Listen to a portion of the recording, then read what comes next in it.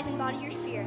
And turn to page 235 in the gray hymnal. And sing along with us in singing. And please sing along with Jack the Hall.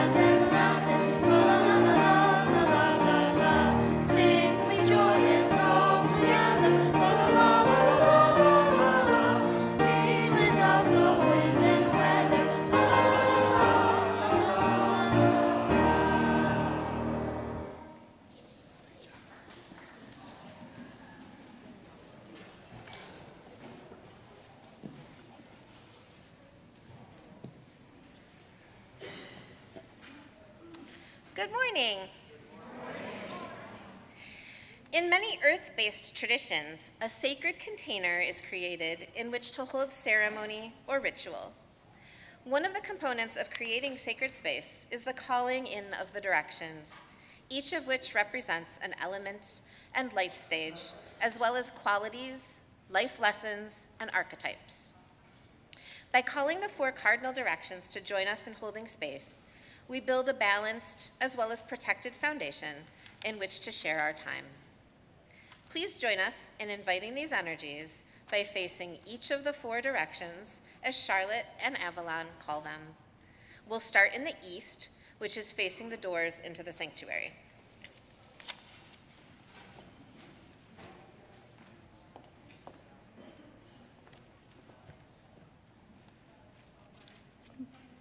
Spirits, guardians, and ancestors of the East and the element of air, cracked open seeds of inspiration which remain tucked under the earth, awaiting their appearance. Sprouts that hold the potential of our next longings, gentle breezes and gusty winds which bring newness and change into our lives. Winged ones who teach us about vision and of the big picture, please join us, teach us, and celebrate with us this solstice tide. Spirits, guardians, and ancestors of the south and the element of fire, the spark that guides our bodies to enact the will of our minds and hearts, the burning in our bellies that brings our passions forward to manifest into action. Embers and flames which burn away that which no longer serves us, and light which illuminates and brings consciousness into our lives. Please join us, guide us, and frolic with us this solstice tide.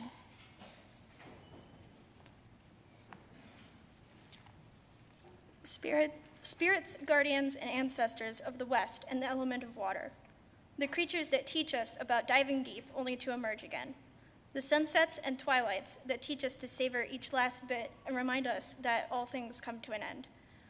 Still waters, ripples, droplets, running rivers, downpours, lapping or crashing waves, and tsunamis that continually teach us that we are not always in control of the flow, the emotions which are the currents of our lifeblood. Please be with us, surround us, and play with us this solstice tide.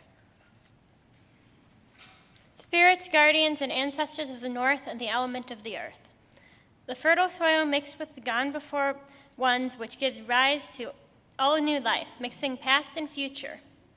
The creatures who teach us, if we'd listen, how to live in harmony with our planet, the rocks which hold steady and the solid foundation that gives us the stability we need to learn to fly. The deep, quiet solace and knowing of solitude. Please join us, hold us, and remind us this solstice tide.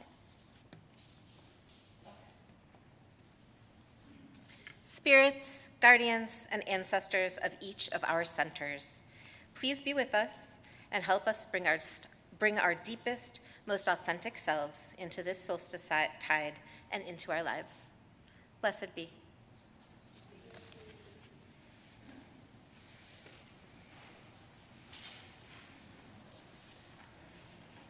Welcome to our solstice celebration at the First Unitarian Universalist Congregation of Ann Arbor.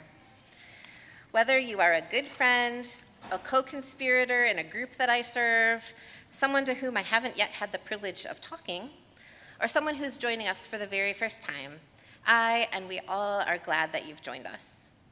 Our community has been thriving for 158 years, since 1865, and has evolved to now be accessible to us both in person and online.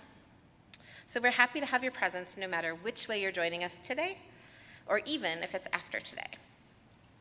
If you're new to us, we'd like to offer a couple ways for you to connect.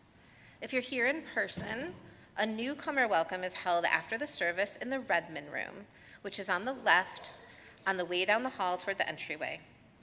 If you're visiting us virtually, we invite you to say hi in the chat and to fill out our newcomer survey at UUAA.org/newcomer survey. In addition, please know that you can reach out to any member of our staff team as you get to know us better. There's a few scheduled related announcements before we get to delight in focusing on the gifts of the winter solstice together today. The first one is that there will be no regular Sunday morning services on December 24th, which is next Sunday. Instead, there are 3 evening opportunities to come together to observe and celebrate Christmas Eve in community. The 4:30 service will feature our family-friendly, no-rehearsal pageant, and the 2 evening services of carols and lessons will be held at 7 and 9 p.m. with the Chalice Singers and the Chalice Bells. On Sunday, December 31st, New Year's Eve, the building will be closed. There will be no in-person services that morning, but there will be a recorded service offered by the UUA with a message by UUA President, Reverend Dr. Sophia Betancourt.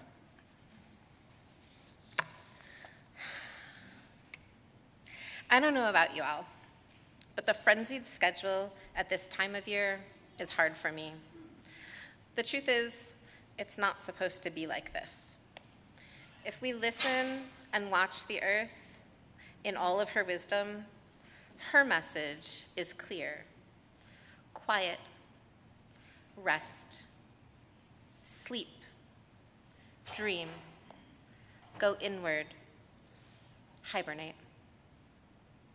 Though darkness, both literal and metaphorical, is often maligned, and my TED Talk on the misogynist and colonialist racist roots behind this messaging will have to wait for another day.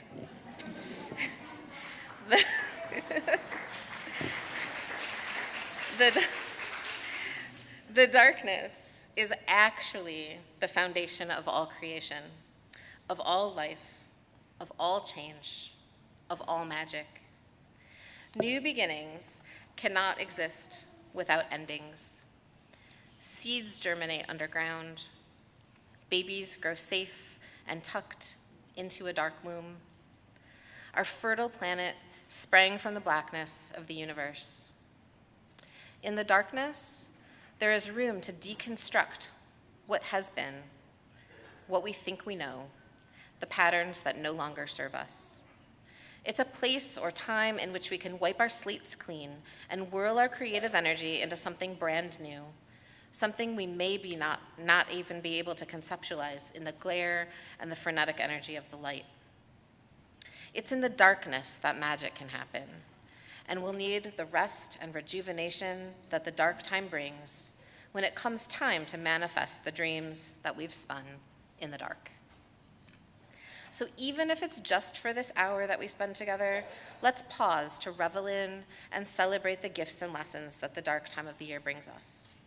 Take this time to quiet yourself, to breathe, to rest your brain from all of its racing. Do what the dark calls us all to do.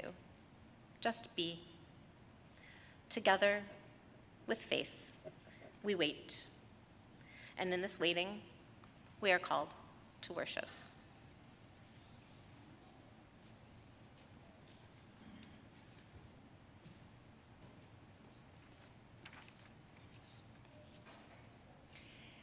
In honoring the winter solstice and its sacred place in so many faith traditions throughout history, we live into our commitment to UU principles and sources.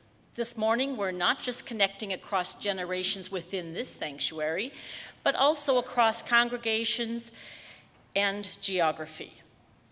The chalice, which is the symbol of Unitarian Universalism, connects us even further. Each week, people all over the world begin their time together by lighting a chalice just as we do. Through this flame and through our practice of gathering together, we're connected to people who have gathered across many generations back to the earliest days of our tradition. I invite Kathy Friedrichs and Sandy Kunkel to light our chalice, and I invite those of you watching online to light your own chalice, and if you wish, share your location in the chat as we say these words together. We light this chalice for the light of truth. We light this chalice for the warmth of love. We light this chalice for the energy of action. We light this chalice for the harmony of peace. Thank you, Kathy and Sandy. Another way that we begin our time together is by reciting the words of our covenant. As Unitarian Universalists, we are not bound by a single creed, but by the promises we make to one another about how we will be together as a faith community committed to transformative love and justice. Whether you are joining us for the first time or whether you have these words memorized, please join me as we say together, "The spirit of this church is love, and service is its law. This is our covenant with each other, to dwell together in peace, to search for truth in love, and to help one another."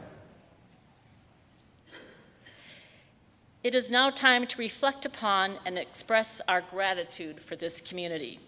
Giving is one of life's great satisfactions, especially this time of year. As members and friends of UUAA, many of us give our time, talent, and treasure in many different ways, whether it's volunteer work or making an annual pledge. The offering is an important part of our spiritual and mindful practice of giving, and the collection received today will further the ministries and programs of our congregation. There are many ways to give. You may leave cash or check donations. For online options, you may text UUAA to 73256 or visit uuaa.org/giving and select weekly offering for the fund. I invite the ushers to please come forward. Thank you for your generosity as this morning's offering is greatly given and received.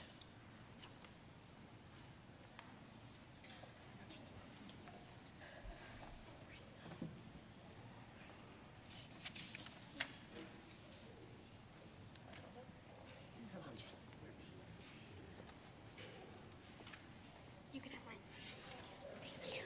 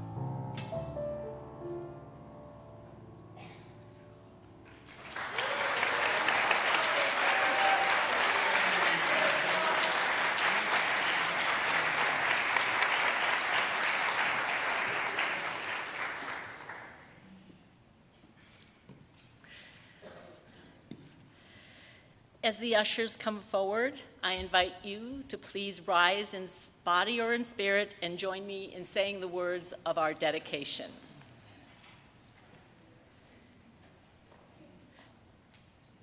To the work of this congregation, which is weaving a tapestry of love and action, we dedicate our lives, and these are offerings. Thank you.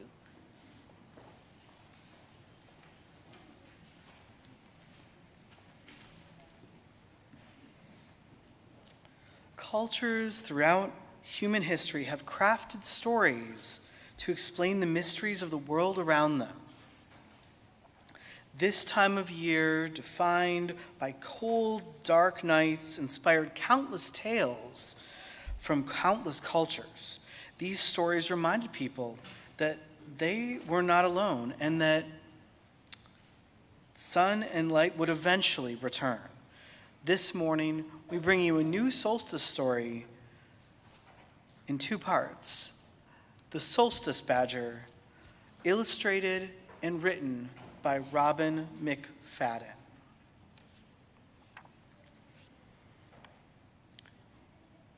Back in the very beginning, when the world was young, it was always summer. The sun walked unhurriedly across the sky in joy each day. But there came a time when his head grew heavy, his light was weaker, and all the first creatures wondered and worried.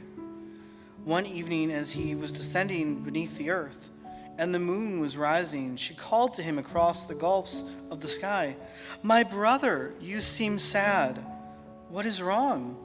"Oh, sister, I am so lonely. Everything on earth, down to the little field mouse, has a companion. Even you have the stars, but I am alone," he sighed. "Oh, I see," said she. "I will spread the word, dear brother, and we will find you a friend." The moon whispers to the sea each night.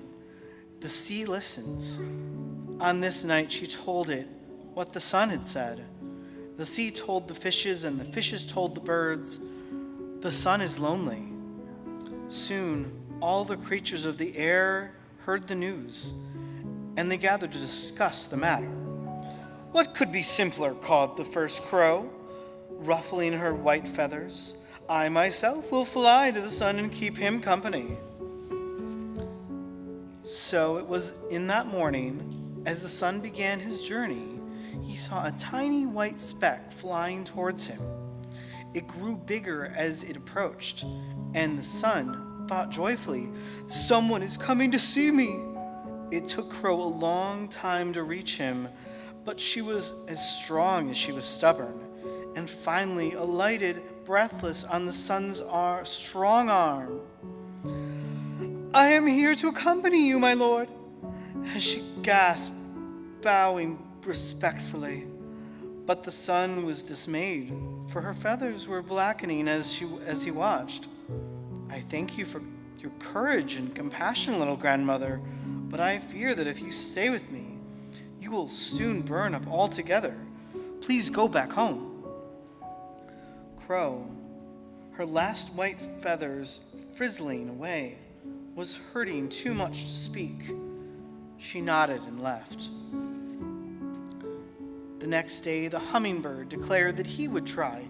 "Things that move fast don't burn up," he said, "and the sun must have a companion." So he shot up into the sky like a comet, up and up, but it was much farther than he had thought. He wasn't quite halfway there when his tiny breast went crimson with effort and he fell, exhausted, back to earth. After him, the eagle made the attempt, and the osprey, and the albatross, and even the fat little sparrow. All the birds tried and failed. The sun grew more and more dismal. Far down under the surface of the earth, there is a river that flows from east to west, carrying anyone bold enough to lie in its swift current. It runs from horizon to horizon, and both the sun and moon rest in its waters whenever they aren't in the sky. Near the east-flowing river, through a cave, and to the left lived the first badger. His tunnels went everywhere, and he loved the bright jewels he found in the darkness. He ate most on root vegetables, mushrooms, and subterranean berries. His home was a giant geode whose walls glittered and sparkled. In his solitude, he was content. One night, he heard someone crying and quickly followed the sound down one of his tunnels to the banks of the east-flowing river. There he found the sun, who had climbed out of the water for a while so he could weep where no one would see him. "What is wrong?" Badger asked gently. The sun, startled, jumped to his feet. "A new creature!" He said, "I have never seen anything like you before, but you should run away before I burn you." And he sobbed. But Badger shook his head. "I have collected gems in the white-hot center of the world," he said. "You will not burn me. Come to my house and have tea." And smiling through his tears, the sun did. They spoke of many things together, as kindred spirits do. At length, the sun took his leave, for it was nearing time for morning. That day, he rose so clear and bright, all things living on earth knew that he must found a friend, and they were happy for him. That night, he went straight to Badger's house, where his own light was refracted and beautified by the crystal walls, and they continued their talks and their stories. Badger loved to hear doing of those things he called the surface creatures, the surface peoples, whom he'd never seen. So the sun obligedly told him tales of turtle and otter, of a horse and tree and bird and vine, so vividly that Badger could close his eyes and see them. The sun was so engrossed in storytelling, the Badger had to remind him when it was past time for him to leave. The next night, it was Badger's turn to speak. He told of the heartbeat of the mother that you can only hear with your bones, and of the fire sprites that dance in the glowing, molten places, his adventures among mountains' roots, in underground geysers, and down echoing, pitch-black, natural stone walls had to be recounted.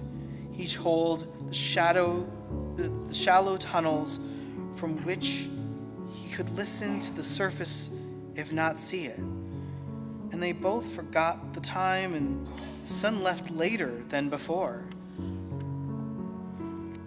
Things went on this way for 6 full moons. The sun would rise a little later every day and walk a little faster across the sky. He was so preoccupied with thinking over things his friend had said or laughing over a joke they had shared that he didn't notice the world below was changing. The leaves were falling. The winds were bitter. The very first snow began to fall. The trees took it patiently because trees always do. But all the creatures were miserable.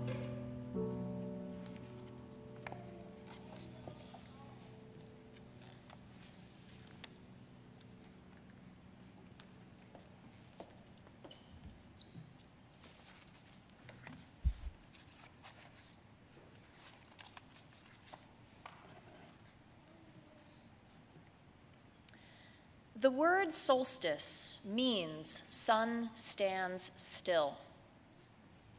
We have not yet reached that one moment in time when the night will begin its slow retreat and the light will begin its gradual return. This year, the winter solstice officially happens on Thursday evening at 10:27 p.m. to be precise. But you know, this stretch of days that surround that shortest day They offer us the illusion that the natural night and day cycle of the world is in the midst of a great pause. Writer Carolyn McVicker Edwards notes that the ancients watched this quiet drama with drawn breath. Would the sun begin to move again? Would the light grow anew on this great wheel of life? Would life itself continue? I invite you to enter a period of quiet for a guided solstice meditation as we ponder these questions. You may wish to adjust your body so that your spine is straight, your body is relaxed, your hands are resting gently in your lap or by your sides. I also invite any of the children in our space that would like to sit or lie down on the carpet area up near the stairs. You will probably want to close your eyes and shut out all the distractions of the light. Let us take a few deep, slow breaths and begin. In and out. In and out. One more. In and out. And now I invite you to return to a pace or rhythm that feels natural to you. With vision muted, notice what your other senses are telling you. You may feel a sense of pressure in your back or your sitting bones, where your body comes in contact with your chair or your feet come in contact with the floor. You may have feelings of tightness in your shoulders or along your jawline. Release any areas of tension that you notice. Soften the neck and shoulders and back. Release any tension you feel in your belly. Soften your eyes. Let them feel warm and relaxed, as if floating in a pool of water. Inhale. Exhale. Perhaps your mouth will fall open slightly as your jaw unclenches. You may notice strange sensations such as tingling in a muscle or a ticklish feeling on the skin. Whatever comes to your awareness is okay. Just acknowledge it in the silence. Let us turn our attention to the sounds around us. What do you notice in the sanctuary?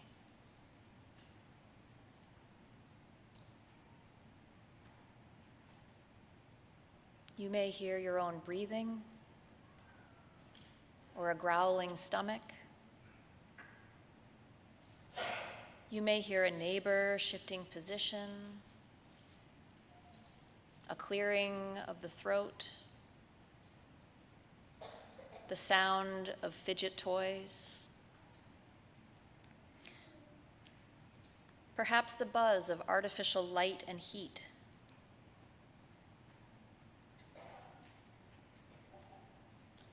Or wind blowing by the outer walls of the building.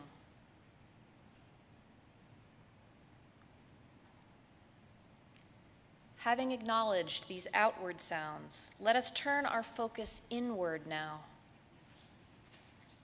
Thoughts may float through your consciousness. You can just let them float on by. Feelings may bubble up from some deeper place within you. You don't have to name the feeling or put any words to it. Just notice if there's anything there for you with gentle acceptance. Now, imagine your body and mind are filled with darkness and silence, like the deep, dark night in a wilderness. take comfort in the stillness, the restfulness of this place within you. Don't try to make anything happen. Just rest into this inner darkness, knowing that you are safe in this moment, and you can simply be. In the quiet corners within, let us sense the healing powers of the body, the amazing ability of our soft animal body to restore damaged cells, to create new healthy cells, to bring balance to systems that have gotten out of whack. Let us acknowledge, too, the creative powers of our minds and hearts. From the mysterious inner regions comes all poetry, all music. From the inner dark emerges all sculpture and dance, all the art and cultures that are the heritages of humanity.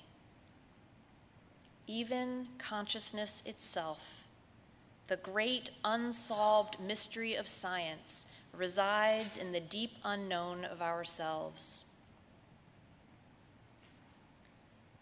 Soon, the sun will begin to move again. Soon, the warmth will return. Soon, the light will dawn, and life will thrive once again. Continue to be with your breath and a still, quiet mood as you rest just a bit longer in the darkness, with humility and awe and gratitude for all the powers of the darkness within yourself.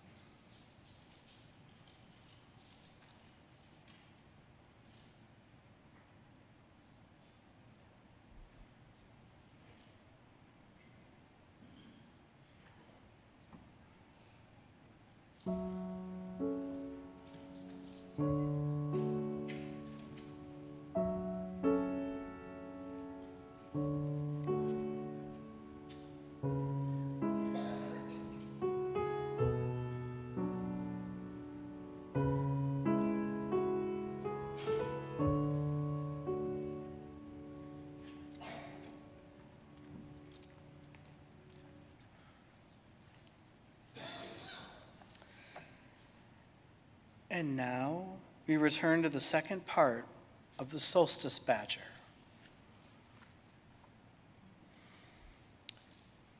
Came a day when the sun fairly sprinted through the sky, for he remembered a story he hadn't told Badger yet and couldn't wait to tell it. But when he reached the geode house, his friend was standing in the doorway looking sad. "Come with me," said Badger, and walked away. The sun hesitated before running to catch up. After all, in all this time, he had never gone to the dark places far from the river. Badger led him through many twisting, branching tunnels until he was quite lost. "Now, my friend, listen," he whispered. And the sun realized they were in a shallow tunnel. He listened and heard the sigh of the wind and the creaking branches. He heard sounds of shivering and sneezing, but no birdsong, no scampering of feet. "You have spent too much time with me," Badger said gently. "The world misses you." The sun was filled with remorse over his thoughtlessness. He would have rushed to the sky and stayed there for weeks, but again the prudent friend stopped him. "Hasty repairs make weak burrows," he said. "We must act wisely now, so we must consult the wisest of all things. You know the world, and I do not. Who should we ask for guidance?" The sun pondered deeply for a moment, his brow furrowed, then said, "The trees are the oldest things on earth, and pine is the eldest of the trees. I think she will know what I must do, but she may be angry with me." "I will go to her," Badger said, "and I will take gifts to soothe her anger." Together they returned to Badger's home, where they filled a sack with all the most glorious gems he had collected and enough food for a mighty feast. "Wait for me here," he told the sun. Then, for the first time, torch in paw, he tunneled to the surface. Pine stood in a glade in the forest. She was blanketed with snow, but her dignity and foliage were unchanged by the changing weather.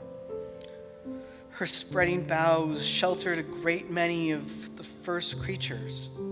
She had hatched from the cone long before the first sunrise and had seen all things born of nothing.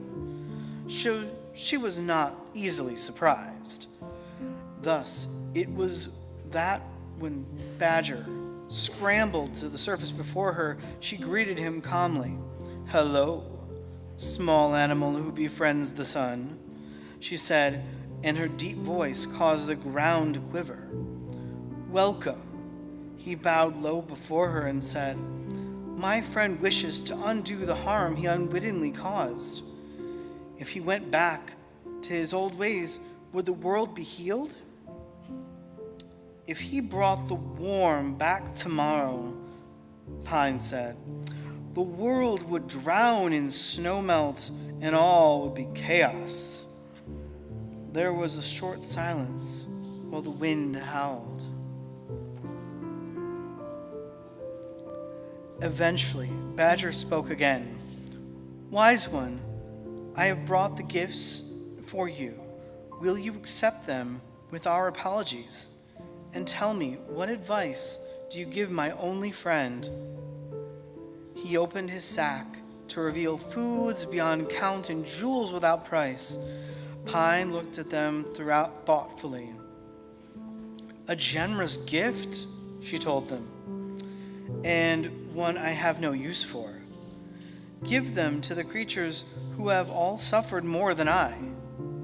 As for the solution, it is simple. The sun must regain his old habits as gradually as he lost them. All good things in this world happen slowly, seeds and eggs and seasons alike." Badger bowed deeply in thanks and turned to go. "You will miss him." Her voice deep as a drumbeat forestalled any lie. He nodded and tears filled his eyes. "You need not." The voice of the pine became so resonant it seemed to come from everywhere at once. "My roots are on Great Mother's pulse, and she speaks now through me. When 7 cycles of the moon have passed, the days will be as long as ever, but then your visits together may grow again. After 13 moons, the pattern will begin anew, for the sun must have a companion, and the badger must be rewarded for his selflessness, and the mother has decided to welcome the dark times and call them winter." All things alive held their breath in the moment of awe, then it passed. Badger joyfully cried, "So mote it be, and on the night of every year I promise to come to the surface and give gifts to all the small beasts, gifts to thanks, the blessings and love, a token of the sun's return." He held his torch up high and sang, "Here, take it, call them." Pine bent forward and grasped the light. When she straightened, it could be seen, held firmly in her topmost twigs. Far and near, the creatures of the forest saw it flickering in the dark and began to draw closer. As they arrived, one by one, they saw that Badger had been busy. Pine was covered in jewels that shimmered and sent rainbows dancing all over the glade. On the ground was spread a banquet, enough for everyone and more. Badger watched the glorious feast begin, well satisfied, then tunneled back home as fast as he could tell the sun the good news, and the next morning began a little earlier. As it was then, when the world was young, so it is today. The seasons turn on the linchpin of friendship. Each day the sun watches the world and everything in it for the collecting stories to tell Badger. Their visits together grow longer every night for half a year. At the darkest times, we still honor the wise old pine by hanging jewels and weights in her branches, and on the longest night of all, Badger still comes to the surface bearing gifts. He gives them to all the small creatures who bear patiently the cold and the darkness, knowing that even the winter will forever be joyful as long as the Solstice Badger keeps his promise, and he always will. The end.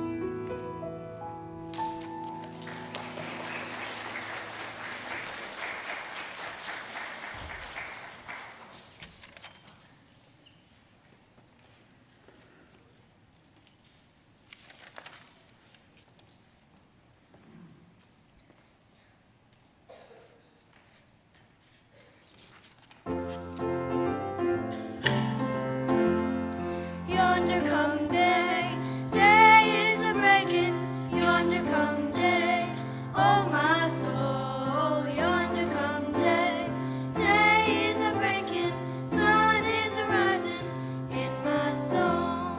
Yonder come day, day is a breaking. Yonder come day, oh my soul. Yonder come day, day is a breaking. Sun is a rising in my soul. Yonder come day, day is a breaking. Yonder come day, oh my soul. Yonder come day, day is a breaking. Sun is a rising in my soul. Yonder come day, day is a breaking. Yonder come day, oh my soul. Yonder come day, day is a breaking. Sun is a rising in my soul.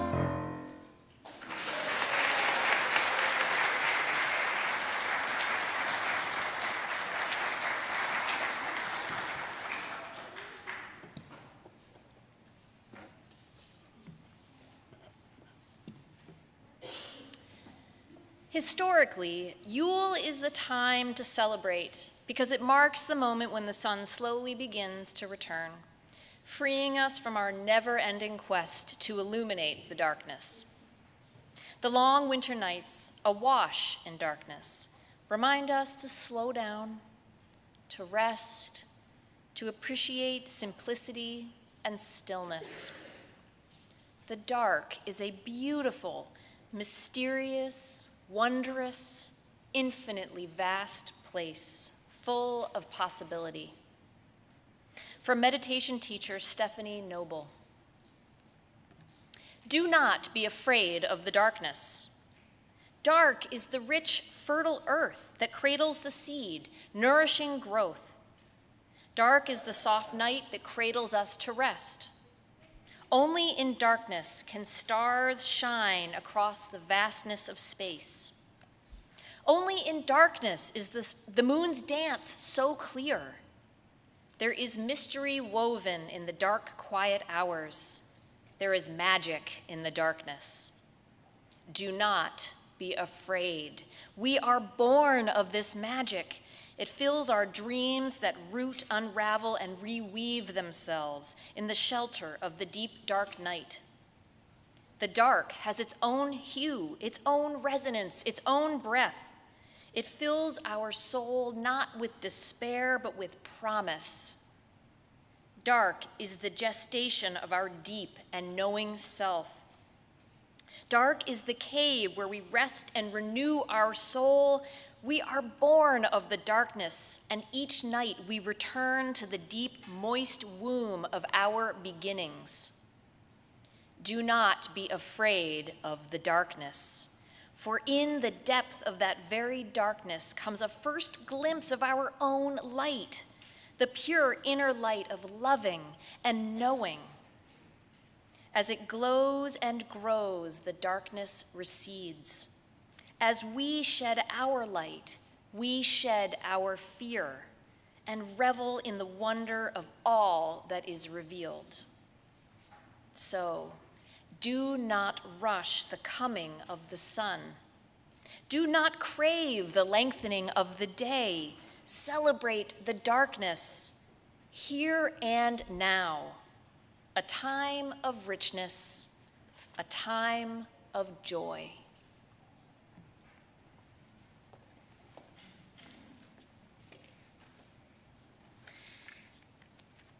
In ancient times, before light and electricity provided countless ways for us to entertain ourselves after the sun went down, people gathered in community for nights of song, storytelling, and camaraderie. And at solstice tide, their communities often engaged in days-long feasts and lavish celebrations.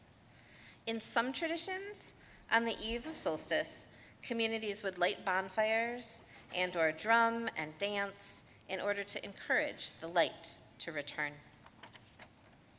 So now, we will use dancing and merrymaking as a symbol of our joy and gratitude for the abundance of a new year. So please join us up here in the front or on the chancel steps, or join us from where you are in your seats or in your cozy living rooms. If you want to make noise, you can jingle car keys or the shakers you grabbed, or use your hands or get really creative. And may we all dance in our hearts to celebrate the gifts of darkness, the gifts of winter, and the gifts of the returning light. I invite you to rise as you're comfortably and happily able and turn in the teal hymnal to hymn number 1030, 1030, and join in singing Siyahamba, We Are Marching.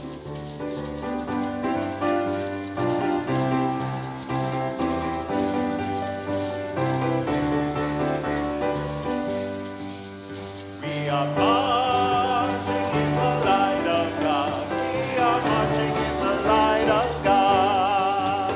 We are marching in the light of God. We are marching in the light of God. We are marching. Oh, we are marching in the light of God. We are marching. Oh, we are marching in the light of. We are singing. We are singing in the light of God. We are singing in the light of God. We are singing in the light of God. We are singing in the light of God. We are singing. Oh, we are singing in the light of God. We are singing. Oh, we are singing in the light of. We are dancing. We are dancing in the light of God. We are dancing in the light of God. We are dancing in the light of God. We are dancing in the light of God. We are dancing. Oh, we are dancing in the light of God. We are dancing. Oh, we are dancing in the light of. We are marching. We are marching